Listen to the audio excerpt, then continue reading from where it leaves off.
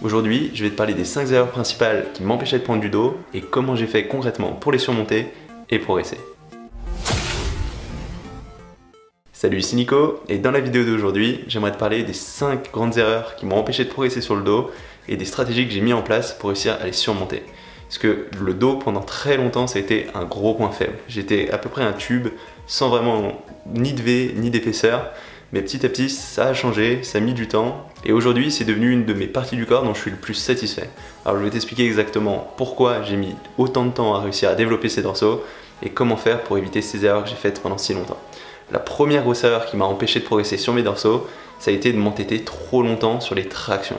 Au début, quand je m'entraînais, je faisais un full body et le seul exercice dos que je faisais pour cibler pendant mes séances ces dorsaux, c'était les tractions en prise large. C'est quelque chose que j'avais trouvé sur internet, que pour prendre du dos, on était obligé de faire des tractions et qu'il fallait surtout prendre une prise très large pour développer ce V. Et en fait, c'est quelque chose qui n'est pas du tout vrai. Ça va vraiment dépendre de la génétique des personnes, ça va dépendre de plein de choses.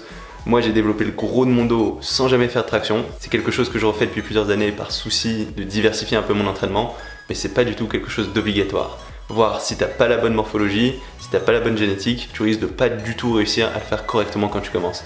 Et c'était mon cas. Je suis pas très large d'épaule à la base, j'ai des clavicules relativement resserrées, j'ai des dorsaux qui sont naturellement relativement restreints, et du coup, quand j'ai essayé de faire cette traction, j'étais relativement faible. J'avais beaucoup de mal à le faire, et c'était d'autant plus dur que j'utilisais une prise large.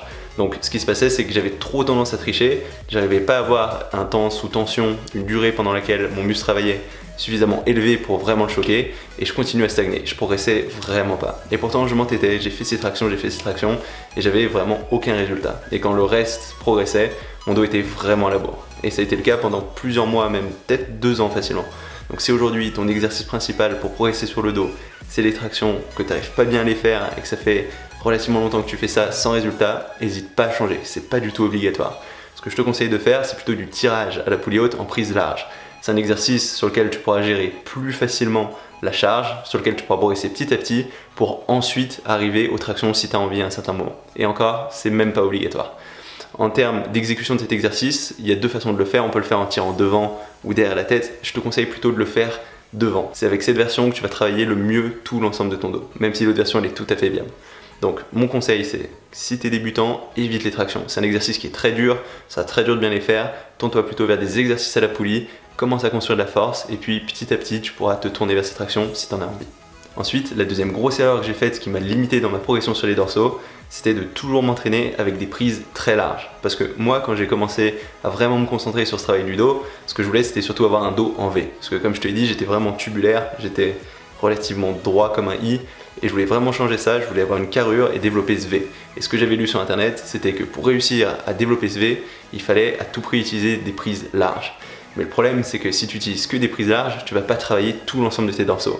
Et même si tu veux développer un V complet, ce sera important que tu arrives à travailler plus la partie un peu plus basse de ce V. Pas juste le haut de ce V qui est constitué d'un certain nombre de muscles qui seront pas les mêmes que ceux qui constituent le bas de ton V.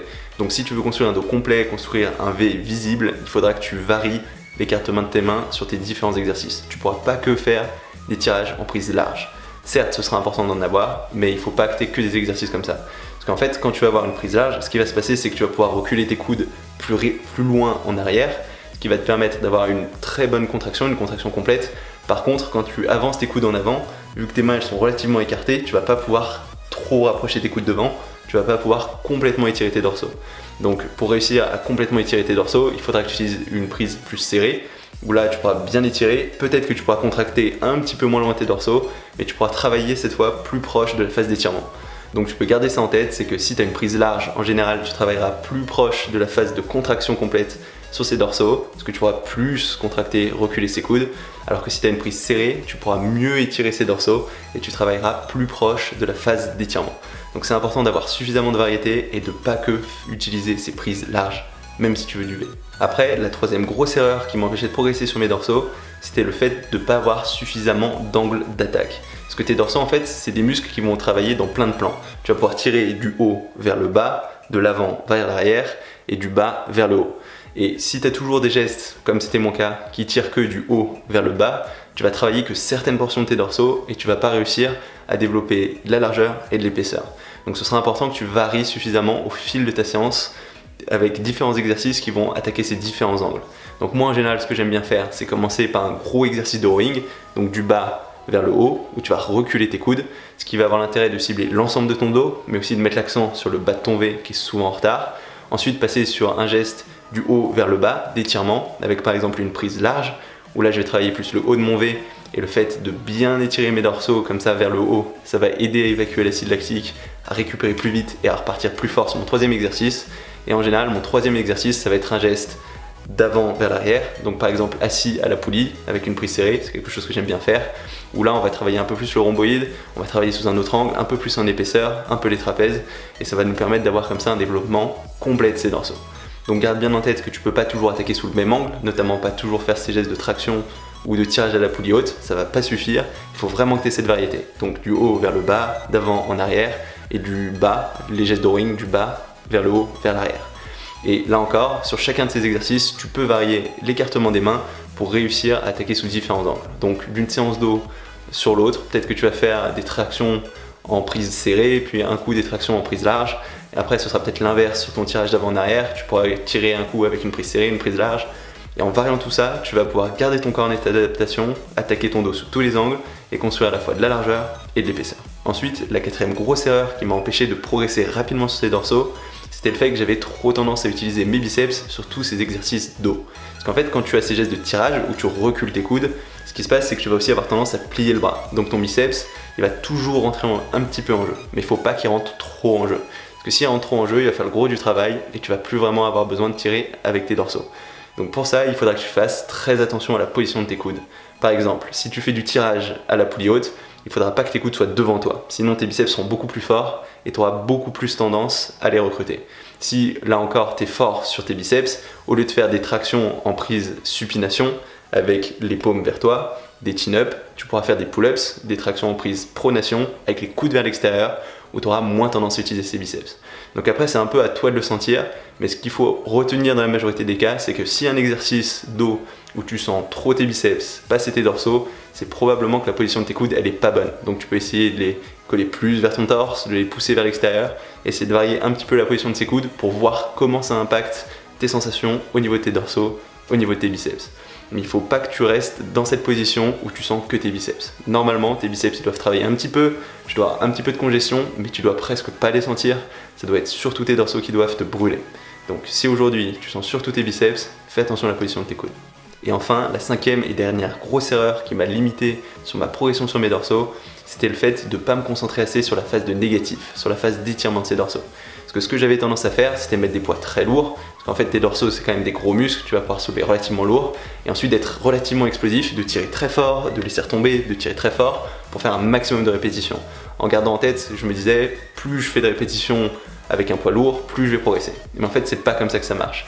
Ça va être une question de temps sous tension, c'est-à-dire la durée pendant laquelle ton muscle travaille à la fois dans la phase de contraction et la phase d'étirement. C'est pour ça qu'il ne faut pas être trop explosif, sinon ton muscle n'a pas vraiment le temps de travailler, même si tu as des poids relativement lourds.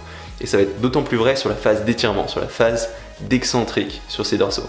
Parce que ce qui se passe, c'est que tes dorsaux, ça va faire partie de ces muscles qui vont très bien répondre à des phases de négatif relativement lentes. Donc contrôler le retour du geste très lentement sur tes dorsaux, ça va largement contribuer au fait de leur donner de la force et de la masse. Donc par exemple, ce que je te conseille de faire, c'est sur ton tirage à la poulie haute ou même sur tes tractions, ça va être d'utiliser un poids qui te challenge un peu sur la phase de contraction, mais surtout que tu vas pouvoir retenir longtemps, lentement, et tu vas pouvoir contrôler cette redescente, contrôler ce retour du poids pour complètement étirer ces dorsaux et tirer un maximum de résultats de cette phase de négatif.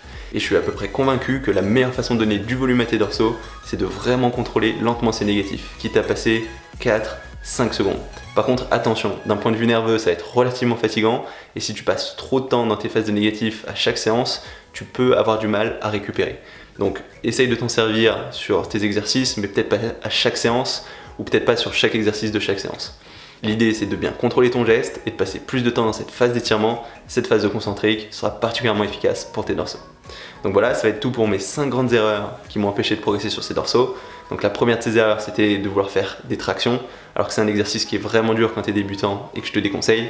Donc plutôt faire du tirage à la poulie haute en prise large. Après, si tu arrives à faire bien des tractions, même si tu es débutant, que tu as la bonne génétique, c'est peut-être une bonne chose à faire, mais ce ne sera pas le cas pour 90% des pratiquants, donc méfie-toi. Ensuite, ma deuxième grosse erreur, c'était d'utiliser que des prises larges, alors qu'il faut au contraire varier tes prises sur tes différents exercices, que ce soit large, resserré, pour travailler plus ou moins près de la phase d'étirement, plus ou moins près de la phase de contraction. Ensuite, ma troisième grosse erreur, c'était de ne pas avoir suffisamment d'angle, de travailler que du haut vers le bas, alors qu'il faut aussi travailler de l'avant vers l'arrière et du bas vers le haut avec des gestes de rowing. C'est important de tout varier pour avoir de l'épaisseur et de la largeur. Ma quatrième erreur, c'était de trop tirer avec les biceps. Donc si jamais tu sens trop tes biceps, essaye de jouer sur la position de tes coudes. Normalement, tu dois vraiment réussir à sentir sur tous tes dorsaux et pas avoir trop de congestion dans tes biceps. C'est vraiment important. Et enfin, ma cinquième grosse erreur, c'était d'aller trop vite, d'être trop explosif, notamment sur la phase d'étirement, sur la phase de négatif, alors que c'est une phase vraiment importante pour développer de la masse et de la force sur tes dorsaux. Voilà, c'est tout pour cette vidéo. Si tu peux éviter ces erreurs, tu seras déjà bien avancé. Je suis convaincu que ça pourra t'aider à progresser. Si t'as bien aimé cette vidéo, n'hésite pas à mettre un petit commentaire et un petit pouce bleu. Et si t'es pas encore inscrit à ma chaîne YouTube, tu peux t'inscrire, comme ça tu sauras quand je sors de nouvelles vidéos, j'en sors relativement régulièrement. C'est tout pour aujourd'hui et on se retrouve très vite. Salut!